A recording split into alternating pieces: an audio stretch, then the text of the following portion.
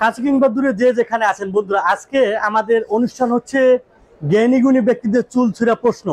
আপনারা জানেন যে আমরা এই অনুষ্ঠান অনেকগুলো মানুষকে কোশ্চেন করে থাকি বিভিন্ন অদ্ভুত কোশ্চেন। তো আজকে আমরা কাকে প্রশ্ন করবো এর এখনো খুঁজে পাই নাই, তবে নিশ্চয়ই কোনো বিশেষজ্ঞ ব্যক্তিদেরকে আমরা আজকে দেখা পাবো এবং প্রশ্ন করব। তো কোন দিকে পাওয়া যায়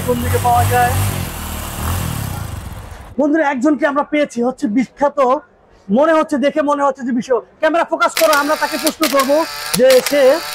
আসসালামু আলাইকুম। ওয়ালাইকুম আসসালাম। ভাই কেমন আছেন? আমরা একটা চ্যানেলের পক্ষ থেকে এসেছি, আপনাকে আমরা কিছু প্রশ্ন করতে চাই। হ্যাঁ আচ্ছা, আপনার পরিচয়টা দিন আমাদেরকে।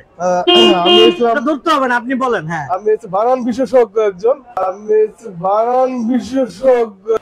আচ্ছা বন্ধুরা, উনি হচ্ছে বানান বিশেষজ্ঞ, তার মানে যত প্রকার বানান আছে উনি করতে পারবে। তার মানে আমরা একজন বিশেষজ্ঞ ব্যক্তি, আমরা এরকমটাই একজনকে খুঁজছিলাম। আচ্ছা, সমস্যা নাই।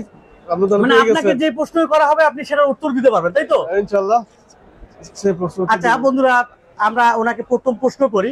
আচ্ছা আপনি বলেন তো, হররত বানানটা কি হবে? না, এটা হলো না, আপনারা নিজেরাই বলেন। বানানটা ওনাকে ধরা হয়েছিল হররত, তো হররত বানানটা উনি আসলে পায় নাই, তো আপনি হররত বানানটা করতে পারলেন না। যাই হোক, আরেকটা বানান আপনাকে করি। কল্যা বানান করে তো, কল্যা। কল্যাকে মাথা ছাড়া কল্যাণ না, শুধু কল্লা না, করলা হবে না, কল্যা, কল্যা বানান করতে হবে। হ্যাঁ, কল্লা। বন্ধু, সে কল্যাও বানান করতে পারলো না, অথচ উনি নিজেকে একজন বিশেষজ্ঞ, বানান বিশেষজ্ঞ হিসেবে দাবি করতেছে। আচ্ছা আপনাকে একটু ধাঁধা ধরি, আপনি কি ধাঁধাটা করতে পারবেন? গাধা ধরবেন? ধাঁধা বলো গাধা। গাধা না, গাধা না, ধাঁধা ধরবো। আচ্ছা, আপনি বলেন তো, যে একটা ভারত এবং বাংলাদেশের মাঝ বরাবর যদি একটা ঘর থাকে, একটা মুরগ যদি ডিম পারে, কোন দিকে পড়বে? ভারতে না পাকিস্তানে পড়বে? এখন এটা দেখতে হবে কোন দিকে বেশি, সেদিকে হবে। বন্ধুরা, আসলে উনিও পারলো না, কারণ মুরগ কখনো ডিমেই পারে না। একটা মুরগ কখনো ডিম পারতে পারে, তার মানে উনি ওটাও পারলো না।